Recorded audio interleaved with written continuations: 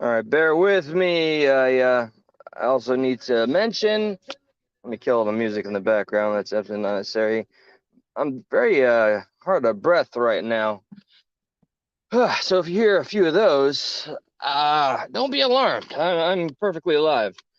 So I'm here strictly to vent. I do have a lot of topics and clips and things that I know are relevant that people would love to listen to, that would similar to the last couple of lives. I never give a shit about how many people are there. You know what really matters to me? What's up, Peaceful Pug? How you doing? I'm glad you're here because I need advice. I'm very vulnerable right now. Just I can't help it. I'm gonna overshare and be transparent. And on the last note, I was saying, you know, I am gonna very much be returning to form.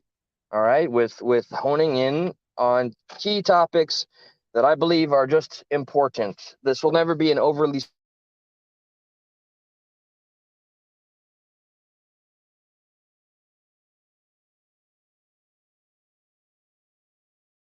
I'm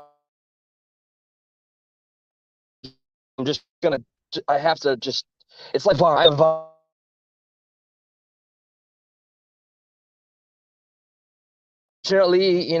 just it's no secret with my mother. All right, I didn't want to talk about this stuff with my mother anymore. I know it. This is weaponizing her. Like for other people if they want to get at me. Like what's that little bastard's name again? Hold on. Let me make a quick violent turn. Okay.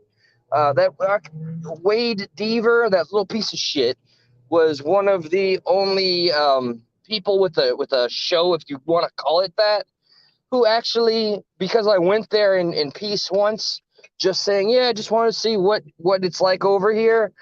The first thing he said to me was, "Oh yeah, make fun of his mom." So that was the first and last example I ever needed about, I don't know, just I don't know what to say after that. It let me know that everything I share here can and will be used against me. Period. Now, how much I give a shit about that, not so much on me. So here's where it's all screwed up right now. Where I'm screwed up, where I'm desperate. I'm desperate for somebody that knows better.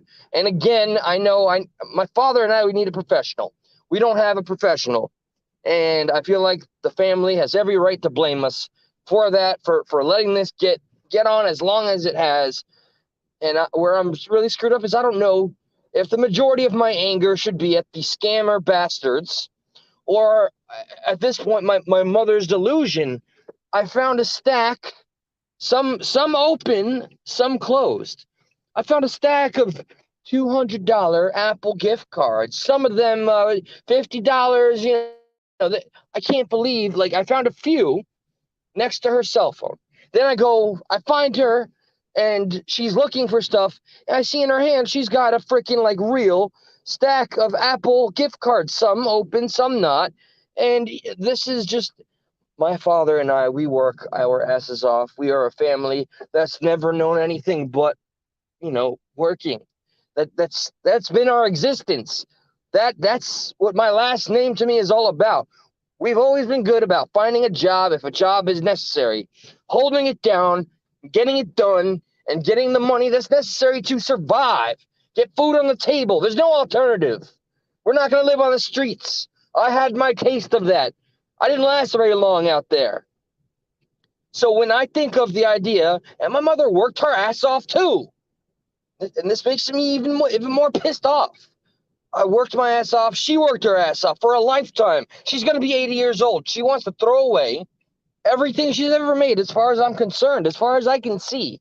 She wants to give all of her money away in the form of Apple gift cards to scammers that are pretending to be Kevin Costner and all the rest of them. Right now, that's the main guy. And so this is the craziest thing.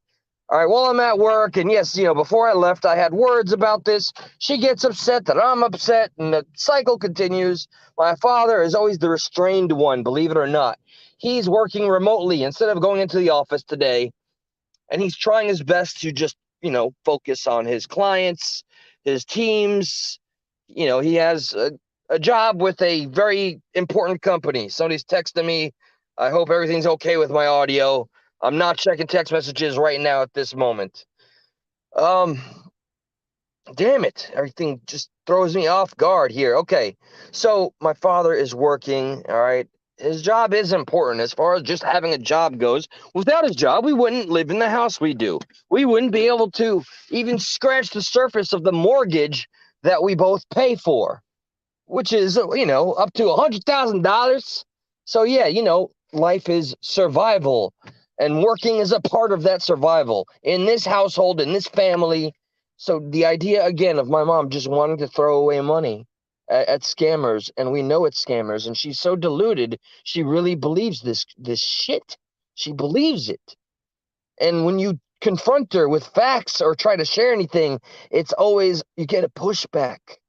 You get, and then she tries to make you feel like the bad guy. We're the bad guys for not believing her or in her, and everything is offensive to her. So literally, while she's on the phone with this scumbag, she is on her fucking cell phone with one of these assholes who's giving her the proper instructions on how to pay them all of this money that she got on her Apple gift cards that are, if I'm going to just go on what I saw for just a few brief, what was it? Maybe three minutes or so, less than $1,000, less than 1,000, maybe close, maybe 500. That's $20 too much. I know my father allowed her to pay 125 just to see that it was a scam, and that didn't stop her. So I tell my brother, who wants to be kept in the loop, he's in Brooklyn, New York. He seems overwhelmed. He's got a lot going on. He's got two beautiful kids. That's my niece. That's my nephew, and a lovely wife, my sister-in-law. And I understand he's got enough shit going on. He's got MS. He's trying to maintain his own sanity. My niece got in a vehicular accident recently, and he's trying to hold it down for his own, but he also wants to know what he can do here. And just sometimes I feel guilty sharing this shit with him because his sister-in-law has told me, please don't tell him too much. He gets overly stressed, just like I am. I am today at work after the back and forth I had with my mother. I was this positive mentality I'm trying to keep every single day with this sobriety thing that's not going anywhere. I don't care how pissed off I get. There's nothing that is going to make me go back to the goddamn bottle. Not a single thing. And I'm able and I'm proud to feel that way. It didn't even cross my mind. But these are the things that push people to whatever edge it is. And now I'm outside in the car, and I'm a little terrified and absolutely uncomfortable of what the fuck I'm going to walk in on. And I'm so exhausted from this. So I pretty much, this has broken down my father so much. I've gotten him to acknowledge we need a third party, professional. There is no alternative. We can't, if we keep going on the way we're going on, all right, the shit's gonna hit the fan. I can only think of so many hypotheticals that could go wrong and how this can go wrong. I mean, by God, separately, the things that they have said about their marriage is enough to, make me a grown adult. I don't know. I haven't cried in a while, but, maybe put my fist through a couple of freaking walls is a wild thing to be subjected to. So I'm mad at the decline in my mother's health, and that she doesn't seem to want to change, not physically. She's overweight. She doesn't want to exercise. She's completely dependent. And my father, he's never going to ever get to enjoy being a retired human being. He's just going to know working until there's nothing left. And then there's me. And I don't care so much about me. That's how we roll as loved ones and family members. We put those that we love far beyond the care of ourselves. So it's easier that way for me to justify it like that. But it's not going to go on like this much longer. I know that, and I'm not going to let him placate, take control the narrative. He's not going to gatekeep the fact that we're in a lot of fucking trouble here, and this is breaking the family that I've had, the only family I've ever had, and all the sisters and many brothers that my mother has, that my father has. There's no reason we should be being ostracized or isolated, and just I'm exhausted.